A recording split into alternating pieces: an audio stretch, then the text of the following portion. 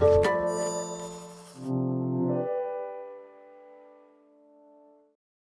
following podcast is part of a certified educational activity titled Addressing Challenges in the Treatment of Non-Tuberculous Mycobacterial Lung Disease, Managing Adverse Effects to Keep Patients on Therapy. Access the entire activity and complete the post-test at peerview.com/SVG860. Downloadable slides and practice aids are also available. Thank you for listening to PeerView Podcasts. We greatly appreciate your support and would like to hear from you. Can we ask for a favor? Participate today in a short 1-minute survey at www.peerview.com/podcast survey to share how podcasts play a role in your medical education routine. Again, that's www.peerview.com/podcast survey to participate. And now, on to today's podcast. Hello, this is Dr. Gwen Hewitt from National Jewish Health in Denver, Colorado. Welcome to this unique case-based educational activity on the management of patients with non-tuberculous mycobacterial lung disease. This activity will give you the opportunity to explore strategies to manage various situations that can arise with NTM lung disease, treatment, as well as helping your patients adhere to their therapy. So let's get started and see how management decisions can change based on variable patient, disease, and treatment-related factors. The first thing to remember is NTM lung disease is caused by a variety of NTM, or non-tuberculous mycobacteria, that are really divided into two groups, the slow growers and the rapid growers. And the most common one that we all deal with in clinical practice would probably be the group of the Mycobacterium avium complex group. There are a variety of others that are illustrated in this slide, but today we're really going to focus on the Mycobacterium avium complex situation. Well, what happens to patients when they acquire these infections? It's actually a multidimensional problem. There are problems with the host, first and foremost, as well as environmental issues, as well as structural problems that may be going on with that patient that may make them more vulnerable to these infections. And some of these are listed to the left, including bronchiectasis, cystic fibrosis, alpha-1 antitrypsin disease, as well as underlying emphysema and smoking-related diseases. And we can't forget the underlying problem of silent gastroesophageal reflux disease with subsequent microaspiration. All these factors put together make the host more vulnerable to acquiring these organisms and having the resulting problems that come with it. The two main groups that we've seen and taken care of over the years, you're all familiar with. And the older presentation of NTM lung disease involved an older male, typically, who had been a smoker and had a diagnosis of COPD or emphysema. And this particular patient tended to have disease that caused cavitary lung disease in the upper lobes bilaterally, and it tended to be a much more aggressive and rapidly progressive presentation of this illness. I will tell you that we still see plenty of these cases in clinical practice, and the first thing I want to tell you is, in addition to treating their NTM lung disease, you need to help them stop smoking any way that you possibly can.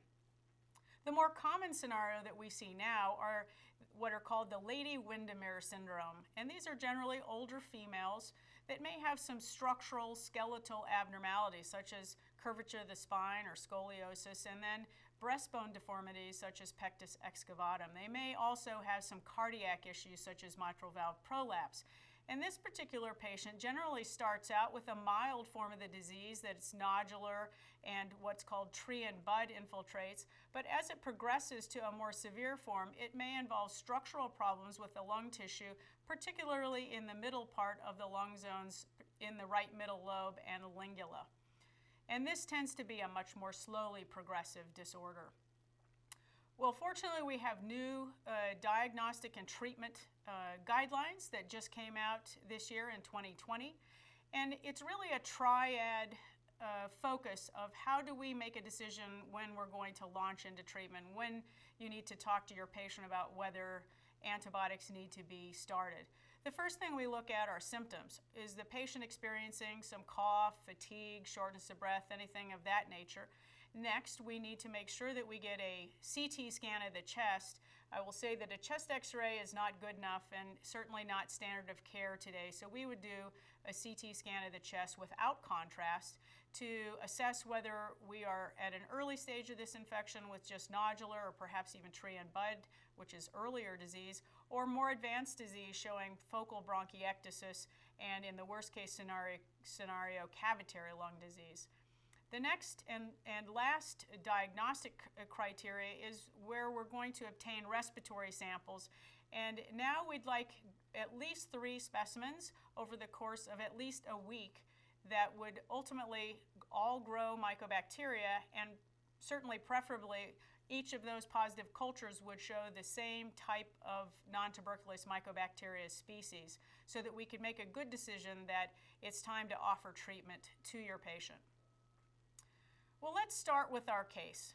So this would be the typical presentation that is about 80% of my practice, and it's would typically be a woman in her 70s. She's now retired and has been enjoying a very active lifestyle.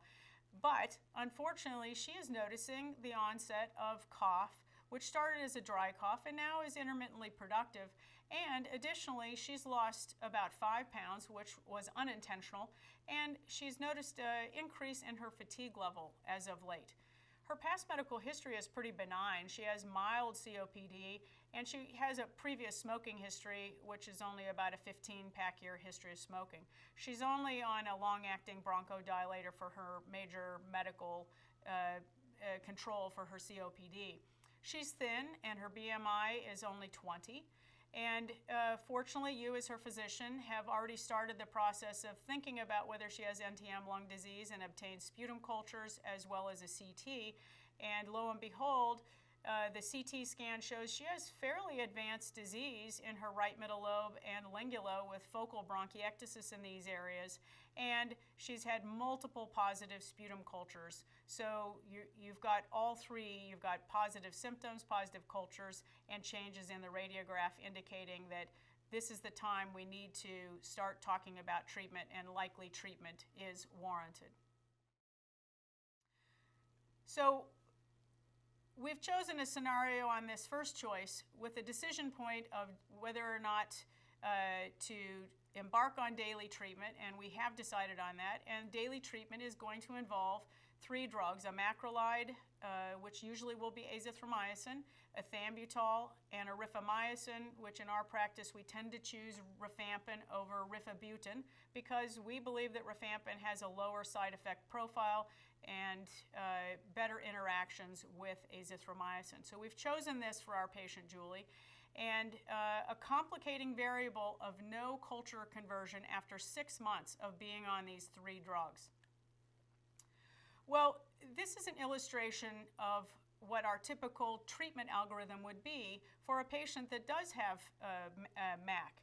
And the first decision point is you need to know from your laboratory what does that organism show regarding the sensitivity pattern. And the most important sensitivity that we need to look at is that organism sensitive or resistant to the macrolide?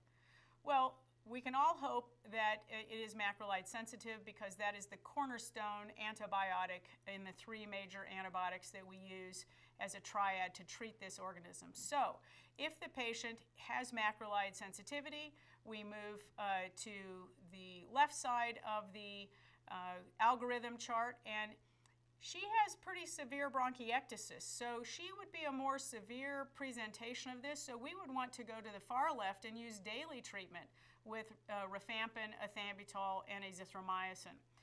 If she had less severe disease, we might think about intermittent treatment with azithromycin, ethambutol, and rifampin, and usually we do 3-time-a-week treatment in that regard. If we look over to the other side of the algorithm and there is macrolide resistance or cavities, then we really need to think about a different choice for our treatment algorithm for antibiotic choices. And we would not be able to use the azithromycin because the organism is resistant, and we'll have to choose from the middle box, or we have to choose thinking about adding adjunctive surgery or add intravenous amikacin or inhaled amikacin as another choice. So we chose for Julie a daily regimen, given the fact that she has right middle lobe and lingular bronchiectasis, and her regimen is azithromycin, rifampin, and ethambutol, all on a daily basis and dosed appropriate to her weight. And one of the tricks of the trade is that all three of these core antibiotics really are absorbed best when they're taken either an hour before a meal or 2 hours after a meal. So once we have her started on antibiotics, we need to follow her. And my recommendation and the committee's recommendation for the guidelines would be that once we start patients on a treatment regimen, we need to see them usually monthly for the first 3 months, because that's the time when you're going to experience most of the severe side effects, and we want to catch them early. During each of those visits, we want to get routine monitoring with usually a CBC and a comprehensive metabolic profile. And then after the first 3 months, if everything is stable, you can back off on your laboratory monitoring to every couple of months. We should also do a baseline CT, which we did in this patient, but we need to get one in relatively quick follow-up, so somewhere between 3 and 6 months after we start on therapy, because we certainly want to decide, are we going in the right direction, or do we need to go in another direction and perhaps add other antibiotics into the regimen. We need microbiologic follow-up as well, and we try to get a sputum once a month, because obviously the whole goal of treating NTM, and we'll get to this a little later, is our goal is to get 12 months of sputums that are culture negative, to say that a patient is cured and we can ultimately stop their treatment. And obviously, and this goes in conjunction with the sputum culture, we sure want the sputum analysis to show that we still have the same mycobacteria species with each of these sputums that we're going to gain. So if it's a Mycobacterium avium, we'd like to see avium each and every time until we ultimately get to a culture negative situation.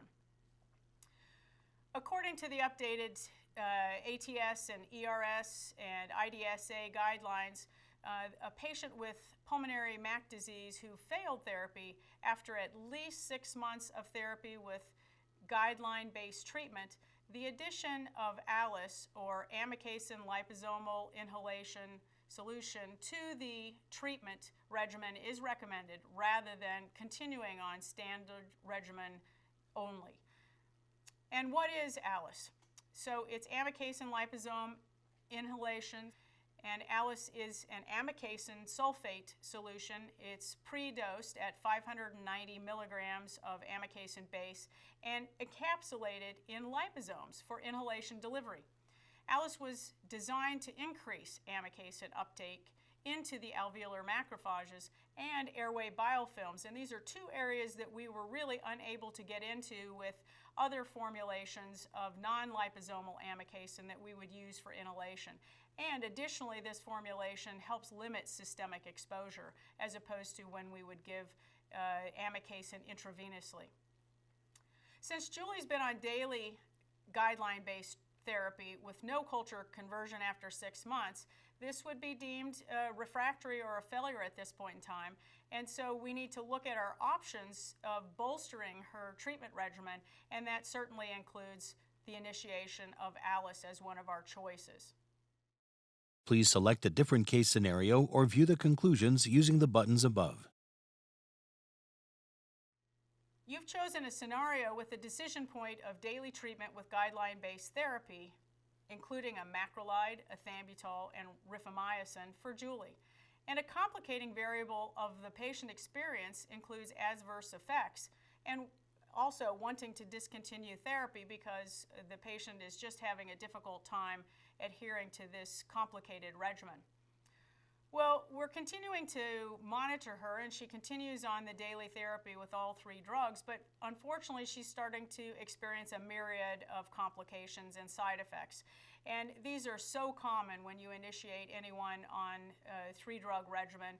Some of these could include rash or gastrointestinal side effects, particularly nausea, not as frequently vomiting, but nausea is very common. And also she thinks at this time, so we're 6 months into treatment, that she might be noticing a little bit of change in her vision. This is just an illustration of a typical drug rash. Any of these three can be associated with a drug rash. I would say rifampin by far is the most common one, ethambutol next most common, azithromycin, it's pretty rare.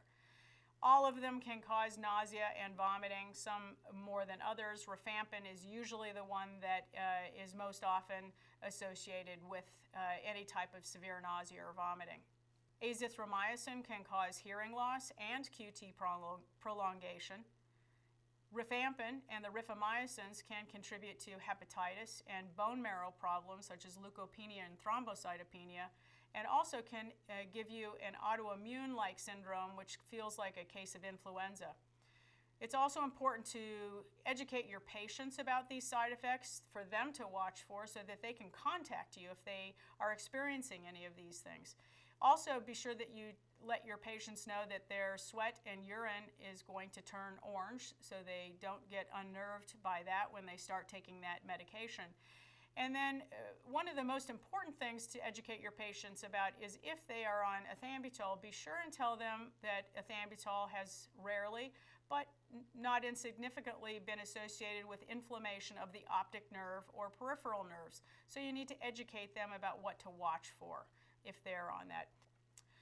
So we need to look at strategies to help Julie out to make sure that she's able to tolerate the medications and the multi-drug regimen that we've started her on. So certainly, if you develop a rash, the first thing you need to do is stop all medications immediately, because this can progress to a severe diffuse rash known as Stevens-Johnson, and you certainly don't want to get to that step. So what we usually recommend is stopping all three medications for at least 2 weeks, sometimes up to 4 weeks, so that we can let the rash quiet down. And then what I usually do is sequentially add in the least likely offending antibiotic, use that drug for a week, and then out on the second antibiotic that I don't think caused the rash, and the final antibiotic would be the one that may have caused a rash. There are well-known and documented protocols for doing desensitization to either rifampin or ethambutol with the assistance of your allergy colleagues in case we find that those need to be incorporated despite the patient having a rash. As far as the GI distress, what we find usually is the first thing we do is start the patient on a probiotic. That often helps. Sometimes we have to use gastric acid suppression, such as a proton pump inhibitor. We don't usually like to use things like Tums because the aluminum and magnesium can bind some of these antibiotics. So probiotics and acid suppressants, whether it's an H2 blocker, such as famotidine or a PPI. As far as the optic neuritis issue goes, we certainly want to do a baseline visual acuity, but the next thing, when I'm going to start a patient on ethambutol, I say, I want you to do your own vision checks at home, so I want you to read very small print, less than a foot away from your eyes every single day, and do it the same way. And at the first sign of blurry vision 2 days in a row, you need to immediately stop the ethambutol, call your eye doctor to get in for an immediate eye appointment in the next few days, and then let me know what's going on. I would like to be involved if we decide to restart the ethambutol, but don't be a good patient and keep taking the ethambutol, because your vision can go south quickly and can stay impaired for several months. Please select a different case scenario or view the conclusions using the buttons above. So you've chosen a scenario with a decision point of daily treatment with guideline-based therapy, including a macrolide, ethambutol, and rifamycin for Julie, and a complicating variable of the patient wanting to discontinue therapy due to treatment burden. As we know, she's already on 3 medications, but approximately 6 pills a day. And after several months, Julie is frustrated by the amount of pills she's having to take, and she wants to say uncle and doesn't want to continue taking these medications. It's really important to meet with your patients and find out specifically what's frustrating her most. Is it because of the side effects that she's having? Is it because of the pill burden? Is it because she just doesn't want to seem sick and taking all these pills puts her in a bad mental state because she feels like she's sick? It's really important that you figure this out. And it's also important to constantly reinforce what our goal is. Our goal is to make sure that we have 12 months of culture negativity before we stop treatment, because that will give us our best chance for a cure in the end. At this point in time, or even earlier, let us not forget that it's very important to work on airway hygiene techniques such as the acapella, aerobica, or vest to make sure that we have adequate airway hygiene, and also educate the patient on lifestyle changes that will prevent silent reflux from leading to silent airway aspiration, which probably is driving these infections in the first place.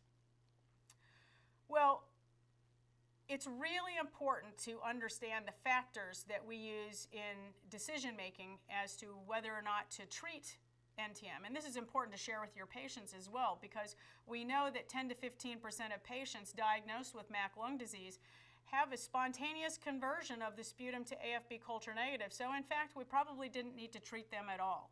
So it's important as your initial decision point in seeing, gosh, how positive is their sputum? How abnormal is their CT scan? How bad are their symptoms? And do we really need to initiate treatment as your first decision point, really? And then we need to discuss the risks versus the benefits about initiating treatment. And is the patient's CT scan really bad? Do they have cavities? How symptomatic is the patient? How severe is their bronchiectasis? What other comorbidities do they have? Do they have cardiac issues? Do they have multiple drugs that we're going to have to work around as far as drug-drug interactions? Do they have terrible hearing loss at a baseline? Because that'll impact whether we can even think about intravenous amikacin and things of that nature going forward.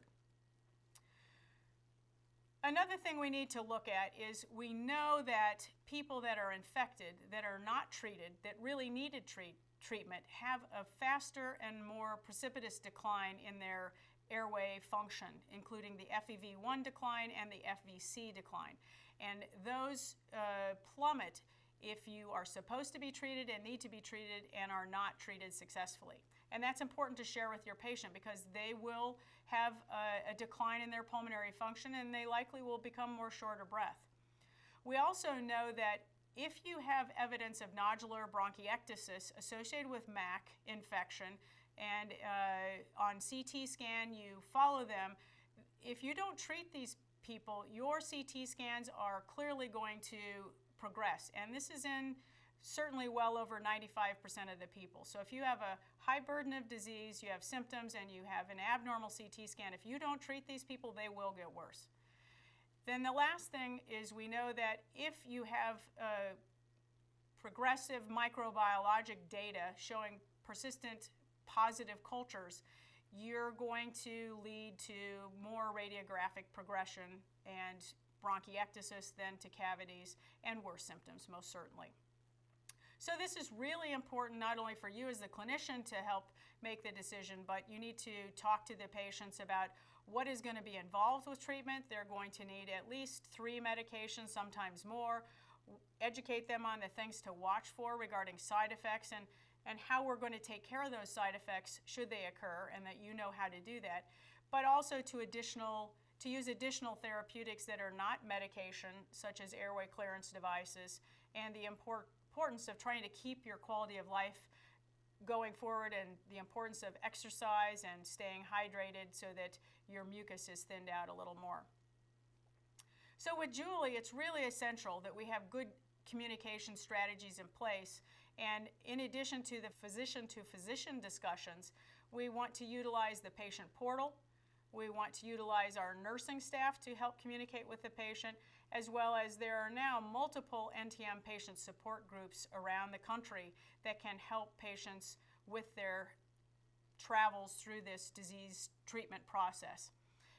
So after taking time to educate Julie about her disease and how she can be involved in her treatment course, she agrees to go ahead and stick with the treatment program, and we're going to press forward. Please select a different case scenario or view the conclusions using the buttons above.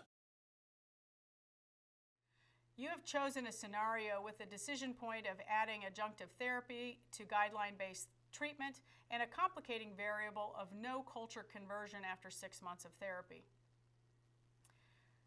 So we still have Julie on an initial regimen consisting of daily therapy, and she has significant right middle lobe and lingular bronchiectasis. So we decided to substitute, or actually add, intravenous amikacin 3 times a week into her regimen. So that will involve placing a PICC line and getting home nurse involved with this. Unfortunately, 1 month into treatment, so really only about 10, 12 doses into treatment, she continues to not have converted her culture, but more importantly, she developed tinnitus. And tinnitus is severe ringing in the ears, and it may be reversible if you stop the offending agent in time, so we're now at another crossroads that we need to make a decision. According to the new guidelines, in patients with MAC pulmonary disease who have failed therapy after at least 6 months of guideline-based therapy, the addition of ALIS to the treatment regimen is recommended rather than a standard oral regimen only. So what this means is we've obviously failed 3-drug oral therapy. We tried to go a little heavier in her 4th drug by the addition of intravenous amikacin, but she had a side effect with that. So now we're left still culture positive and only on 3 oral drugs. So we need to think of another one, and ALIS is going to be that drug. So this is the CONVERT study that was pivotal in helping us decide whether the addition of ALIS to 3 oral drugs or guideline-based therapy would help a patient convert to culture negative and maintain culture negative, as evidenced by this next slide as well. So both of these endpoints were pretty extraordinary in that we were able to get patients culture negative by 4 months and sustain the culture negativity by the end of the treatment course, and when following them for 3 months after they're off of antibiotics, after completing 12 months of culture negativity, they were still negative on their cultures. So this is really monumental in what we have to offer our patients today.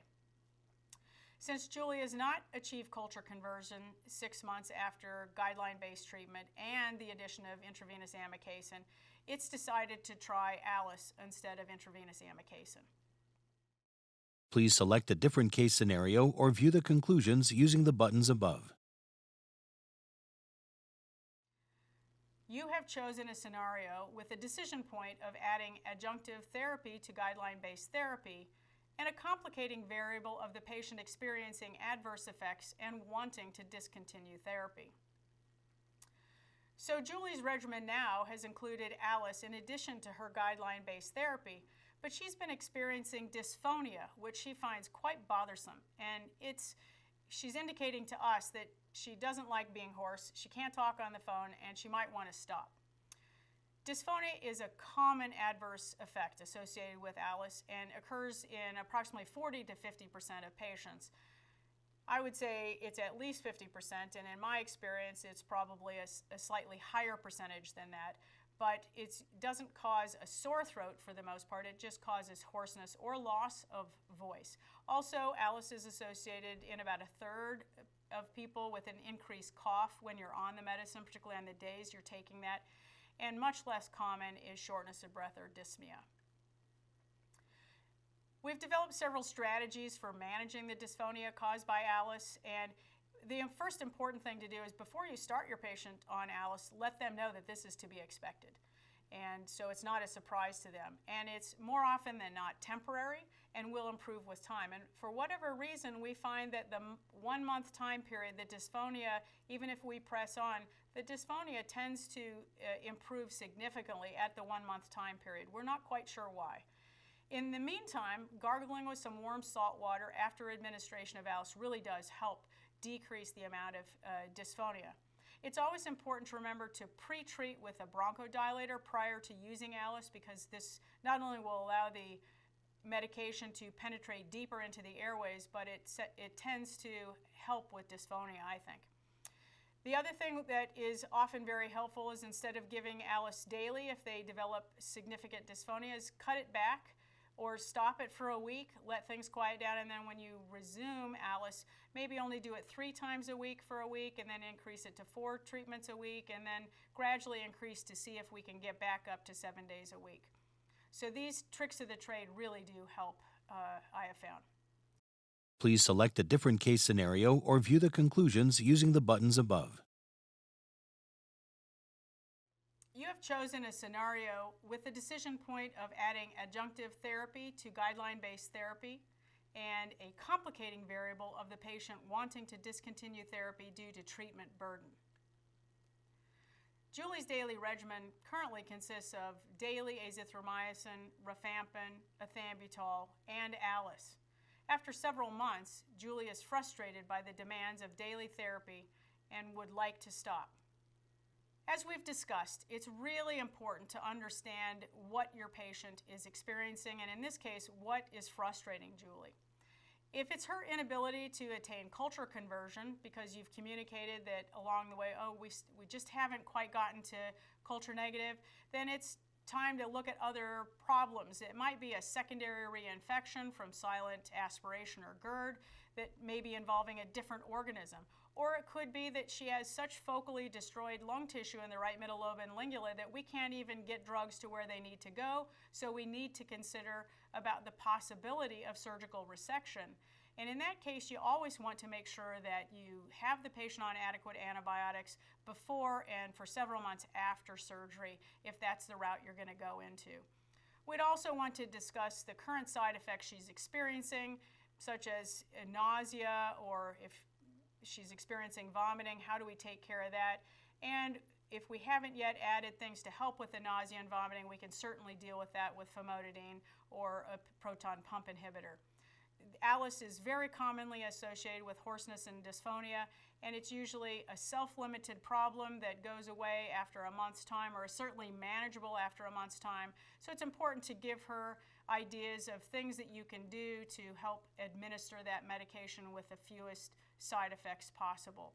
And cutting back on the frequency of Alice may be something that we need to do. Please select a different case scenario or view the conclusions using the buttons above.